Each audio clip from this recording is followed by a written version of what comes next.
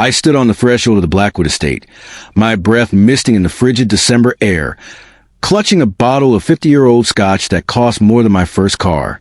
It was 9 a.m. on Christmas morning. From inside, the muffled sounds of laughter and the clinking of china filtered through the heavy oak door. To anyone passing by, it was a scene from a holiday greeting card, the distinguished Vance family enjoying their prosperity. I keyed the code into the smart lock, a lock I had installed, and pushed the door open. The warmth hit me first, smelling of cinnamon, pine, and expensive perfume. The foyer was immaculate. In the living room, the scene was exactly as I had pictured it during my lonely drive over. My father, Arthur, a retired chief of surgery, sat in his leather wingback chair, swirling a mimosa. My mother, Eleanor, was directing the placement of gifts like a traffic cop. My brother, Julian, a high-powered architect, was showing off blueprints to his wife, Sarah. My sister, Clara, a concert cellist, was tuning a brand-new instrument that probably cost a fortune. And my nephew, Toby, was tearing through wrapping paper like a buzzsaw. I stood in the archway, the heavy bottle in my hand, waiting, just waiting to be seen. 10 seconds. 20. 30. Finally, Julian looked up. He didn't smile. He didn't say, "Merry Christmas." He just nodded at the coffee table and said, "You can put the booze there, Elias. Don't block the TV. The parade is on." That was it. I was 32 years old, a successful forensic accountant running my own firm, and to them, I was nothing more than a delivery boy. I walked into the room, placed the bottle down, and took a seat on the far edge of the sofa. They continued as if I were a ghost. I watched Julian open a box containing a vintage watch from our father. Clara received a set of diamond earrings from Mother. Even Sarah, who had married into the family 3 years ago, was gifted a designer handbag. I waited. The pile of gifts dwindled. The wrapping paper formed a mountain in the center of the Persian rug. Eventually, the frenzy stopped. "Is that it?" I asked. My voice sounded loud in the sudden silence. Mother looked up from her new iPad, adjusting her reading glasses. She offered a tight, pitying smile. "Oh, Elias, don't be gauche. We decided this year that since you're strictly financial and struggling to find your footing in the real world, we wouldn't embarrass you with gifts you couldn't reciprocate." I blinked. Struggling? I run a firm with 20 employees. Father scoffed, a dry, rattling sound. "Bookkeeping, Elias. You count other people's money. Julian builds skylines. Clara creates art. You manage spreadsheets. It's hardly a legacy, is it?" "We just thought," Clara chimed in, plucking a string on her cello, "that it would be cruel to remind you of the disparity. It's an act of kindness, really. Besides," Julian added, smirking at his wife, "someone has to be the black sheep, keeps the rest of us looking bright."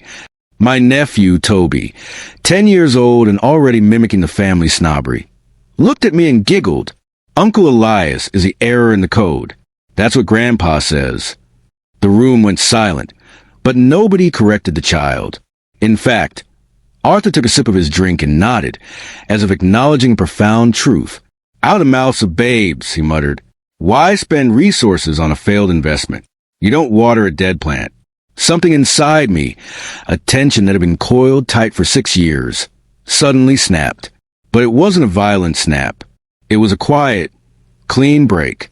The kind of break that happens when a fever finally breaks and the mind clears. I stood up. I didn't yell. I didn't flip the table. I just smiled.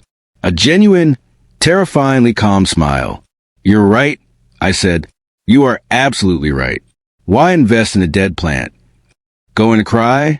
Father asked, looking bored. Typical, always too sensitive.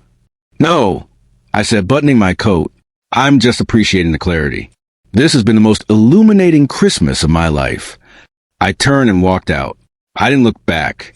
I got into my car, drove back to my minimalist, quiet penthouse downtown, and sat at my desk. To understand why this moment was nuclear, you need context. The narrative my family spun, that I was a failure and they were the success stories, was a fabrication. a delusion they had maintained for 6 years. 6 years ago, the Vance family was destitute. Arthur had been sued for malpractice and lost his pension. Eleanor had gambled away their savings in high-risk stocks.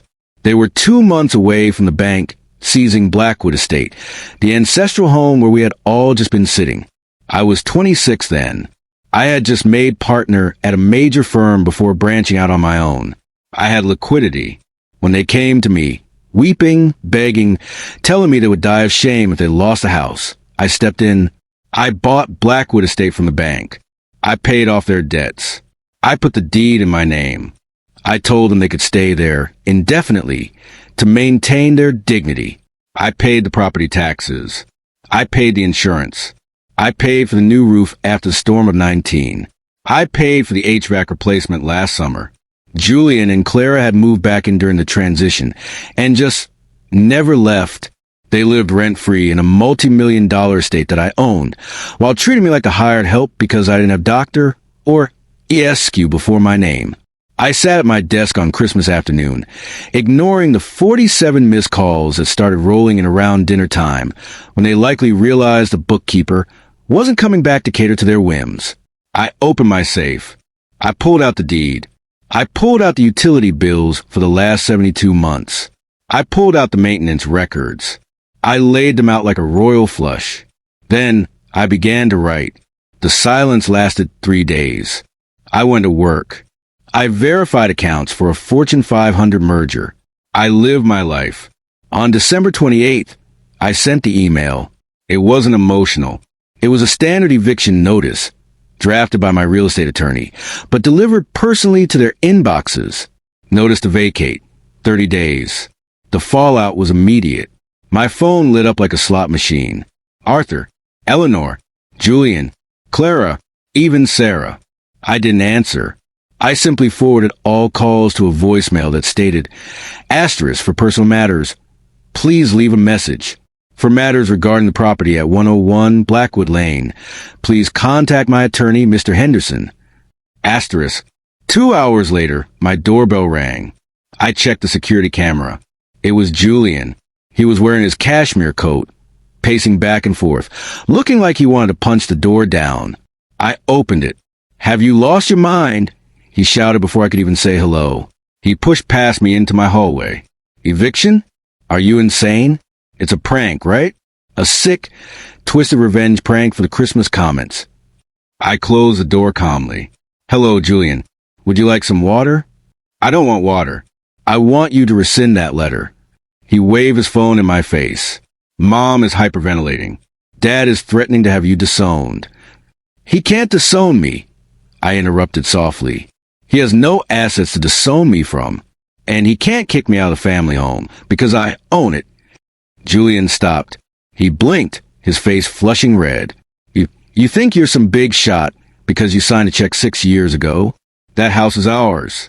It's Vance family land. It is Vance property, I agreed. Elias Vance. Sole proprietor. We had an agreement. Julian sputtered. The agreement was that I save you from homelessness, I said, walking into my kitchen. The agreement was implied respect. The agreement was that you wouldn't bite the hand that feeds you. But you didn't just bite it, Julian. You chewed it off and spat it out on Christmas morning. We were joking, he yelled, his voice cracking. It's banter. That's what families do.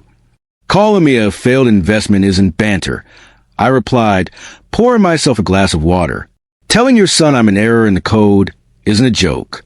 It's contempt. And I am done subsidizing people who hold me in contempt.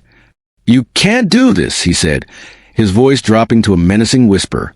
I'm a lawyer, Elias. I know tenant rights. We have rights. You have no lease, I countered. You pay no rent. You are, legally speaking, guests who have overstayed their welcome. In our state, since you contribute nothing financially, you are tenants at will. 30 days is a courtesy. I could have given you 7. I'll sue you, he spat. I will tie this up in court for years. You won't see a dime from that house. Go ahead, I said, taking a sip. I'm a forensic accountant, Julian. I document everything. Every bill I paid. Every repair. And conversely, every dime you didn't pay. Do you really want a judge to look at your finances? Do you want a public record of the fact that the high-flying architect has been living off his little brother's charity for half a decade? Julian went pale. The threat to his reputation was the only thing that terrified him more than losing the roof over his head. 30 days, I said. Get out of my apartment. The month of January was a masterclass in psychological warfare. They tried the guilt trip first. Mother sent long, weeping voicemails. Asterisk, how can you do this to your aging parents? We raised you. We gave you life. Is this how you repay us? By throwing us into the snow? Asterisk, I didn't respond. I just listened to the voicemail where she called me a waste of resources on Christmas to remind myself of the reality. Then came the flying monkeys, extended family members, cousins I hadn't seen in a decade, an aunt who lived in Florida. Started messaging me on social media. Asterisk, I heard you're kicking your parents out? Disgusting. Asterisk, family sticks together. You should be ashamed. Asterisk, I posted a single status update on my private profile, visible only to family. Asterisk, I am selling a property I have owned and paid for solely for 6 years. Anyone who has an opinion on how I manage my assets is welcome to house the current occupants at their own expense. Message me for their contact info. Asterisk, the messages stopped instantly. No one wanted to take them in. They just wanted me to keep doing it. Then, true to Julian's threat, came the legal maneuvering. On day 20, I received a letter from a law firm, not Julian's but a friend of his. They were claiming adverse possession and verbal life estate. They claimed that when I bought the house, I had verbally promised our parents they could live there until death. It was a lie, but it was a dangerous one. Verbal contracts are messy. I met with Mr. Henderson, my attorney. He was a shark in a cheap suit, the kind of guy who enjoyed destroying entitled people. They're bluffing, Henderson said, tossing the letter on his desk. Adverse possession requires them to be hostile to your ownership for a statutory period. They've been acknowledging you as the owner every time they forwarded you a repair bill. Look at this. He pulled up an email from father from 2 years ago. Asterisk, Elias, the water heater is yours to fix. It's your house. Asterisk, they hung themselves with their own arrogance. Henderson laughed. But they will try to drag it out. They'll demand a hearing. Let them, I said. I want it on the record. The 30 days expired. They didn't move. I drove by the house. The lights were on. Julian's BMW was in the driveway. They were digging in. They had changed the locks. That was their first tactical error. I didn't try to break in. I didn't cause a scene. I simply filed for an unlawful detainer, the formal eviction lawsuit. Because the property value was high and the situation volatile, we got an expedited hearing date. February 14th, Valentine's Day, the day I broke up with my family. The courtroom was sterile, smelling of floor wax and stale coffee. My family sat on the left. They were dressed in their Sunday best, looking frail and sympathetic. Arthur was using a cane I'd never seen him use before. Eleanor was dabbing dry eyes with a handkerchief. When a judge, a no-nonsense woman named Judge Sterling, called the case, Julian's lawyer stood up. Your Honor, he began, his voice dripping with false sincerity. This is a tragedy. A son, successful and wealthy, turning his elderly, infirm parents out onto the street in the dead of winter. We have witness testimony that Elias Vance promised his parents a life estate in exchange for the transfer of the deed. Judge Sterling looked at me. Mr. Vance? My lawyer stood. Your Honor, the deed was not transferred. It was purchased in the bank to prevent foreclosure. Here is the bill of sale. Here are the bankruptcy filings for Arthur and Eleanor Vance from 6 years ago. There was no exchange. There was a rescue. We submitted the evidence. The water heater email. The text messages from Clara complaining about the landlord, me, not fixing the pool heater fast enough. The narrative crumbled. But then Julian took the stand. He looked confident. He swore under oath that they had been paying me rent in cash. Thousands a month, he lied. We just didn't keep receipts because he's family. We trusted him. It was a bold lie. If I had been taking cash and not reporting it, I'd be in trouble with the IRS. He was trying to frame me for tax fraud to force a settlement. My lawyer looked at me. I nodded. Mr. Vance, my lawyer asked Julian on cross-examination, you say you paid $2,000 a month in cash? Yes, Julian said smoothly. For 6 years? Yes. That is $144,000, my lawyer noted. Can you show the court a single bank withdrawal of $2,000 from any of your accounts consistent with this timeline? Julian froze. We use petty cash. Savings. You kept $144,000 in a shoebox. It was sporadic. Mr. Vance. My lawyer pressed, pulling up a forensic analysis of Julian's finances. Public record due to his recent divorce filing. A detail I had dug up. Your bank statements show you are overdrawn almost every month. You have significant credit card debt. Where exactly did this phantom cash come from? Julian stammered.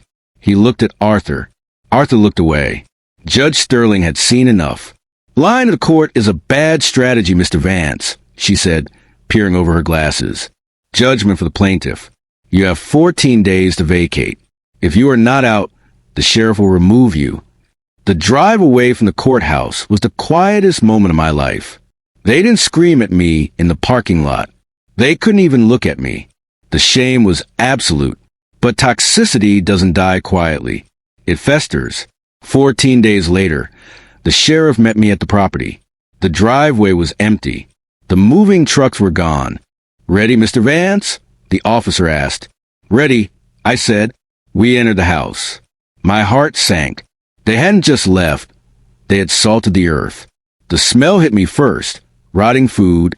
They had unplugged the refrigerator and left it full of meat and milk with the doors open. I walked into the living room. The Persian rug was gone. The curtains were slashed. On the walls, where family portraits used to hang, there were holes punched into the drywall. I went to the kitchen. The marble countertops were cracked, likely with a hammer. The faucet was left running. The sink plugged, water spilling onto the hardwood floors. I ran to shut it off, my shoes squelching in the mess. I walked upstairs to the master bedroom. It was stripped bare, but on the wall, written in what looked like red lipstick, were the words. I stood there, looking at the destruction of the home I had saved. It was a tantrum, a final, explosive toddler scream from people who believed the world owed them everything. The sheriff whistled low behind me. You want to file charges? Vandalism? Destruction property? I looked at the lipstick on the wall. I thought about the police dragging my 70-year-old father out in handcuffs. I thought about the headlines. Distinguished professor arrested for trashing son's house. No, I said quietly. Take photos for the insurance. But no charges. You're a better man than me, the sheriff muttered. I'm not doing it for them. I said, I'm doing it because I never want to see their names on a piece of paper associated with mine ever again. I want a clean break. The renovation took 3 months. I hired a crew to gut the place. New floors. New walls. I painted over the lipstick. I tore out the kitchen where I had been ignored. I turned the living room where they mocked me into a sun-drenched library. I didn't move in. I couldn't live there. Too many ghosts. Instead, I listed it. The market was hot. A young couple from the city fell in love with the historic charm and the modern upgrades. They offered me 30% over asking price. The day I signed the closing papers, my bank account swelled by a number with 7 figures. It was a family legacy, finally converted into the only language they respected, cold, hard cash. But they would never touch a cent of it. I heard through the grapevine, small towns talk, about what happened to the Van Cess. Without the free mansion, the facade crumbled. Arthur and Eleanor moved into a 2-bedroom apartment in a neighboring town. It was a humiliating step down from Blackwood Estate. Arthur's pride took a hit he never recovered from. He stopped going to the country club because he couldn't afford the dues. Julian's wife left him. Apparently, the stress of the eviction and the revelation of his financial instability broke the camel's back. He moved into a bachelor pad and was trying to claw his way back up the corporate ladder. But the rumor of his perjury in court had circulated in legal circles. His reputation was tarnished. Clara had to sell her cello to pay for a deposit on a rental. They were exactly where they would have been 6 years ago if I hadn't stepped in. I had simply pressed unpause on their fate. 6 months later, I was sitting in my office, overlooking the city skyline. The sun was setting, casting long, golden shadows across my desk. My assistant buzzed in. "Elias? There's a Mrs. Vance on line 1. She says it's urgent." My mother. I stared at the blinking red light. I could imagine her voice, the tone she would use. It wouldn't be apologetic. It would be demanding, or perhaps wheedling. She would talk about family duty. She would talk about Arthur's health. She would try to rewrite history, just like they try to do in court. Asterisk, we've suffered enough. Elias, you've made your point. Now help us. Asterisk, I reached out my hand. My finger hovered over the button. I thought about the Christmas party. The way they looked at me. Asterisk, the failed investment. The error in the code. Asterisk. I realized something then. They were right. I was an error in their code. Their code was built on narcissism, exploitation, and cruelty. I was the glitch that refused compute. I was the system crash they never saw coming. I pressed a button. "Connect me," I said. The line clicked. "Elias." Her voice was shrill, desperate. "Elias, thank God. You have to listen. Your father is sick and rent is due, and we don't know what to do. You have to help us. We're family." I let the silence stretch for a moment, long enough for her to hear her own desperation bouncing off the satellites. "Hello, Mother," I said calmly. "Elias, please," she sobbed.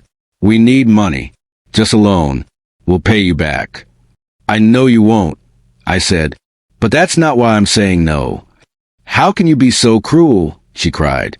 "After everything we did for you, you did nothing for me," I said, my voice steady as a heartbeat. "You gave me genetics. I built the rest myself. And as for the money, consider the house the final dividend on your investment. The account is closed." "Elias, wait." "Goodbye, Mother." I hung up the phone. Then I opened my settings and blocked the number. Then Arthur's. Then Julian's. Then Clara's. I stood up and walked a window. The city lights were flickering on, a million little stars in the grid below. I wasn't lonely. I wasn't sad. I reached into my pocket and pulled out a small, folded piece of paper. It was the only thing I had kept from the house before the renovations. It wasn't a photo. It was the card attached to the book they had given me years ago, the one about finding a creative career. On the back, in my father's handwriting, were the words, asterisk, "Maybe one day you'll do something that matters." Asterisk. I walked over to the shredder in the corner of my office. I fed the paper into the teeth. I watched it turn into confetti. I poured myself a glass of that 50-year-old scotch, a new bottle bought just for me. I took a sip. It burned, then settled into a warm, golden hum in my chest. They wanted me to be a doctor? Fine. I had just performed the most important surgery of my life. I had cut out the cancer. I was cured. And as I looked out at the horizon, for the first time in 32 years, the view was entirely beautifully mine.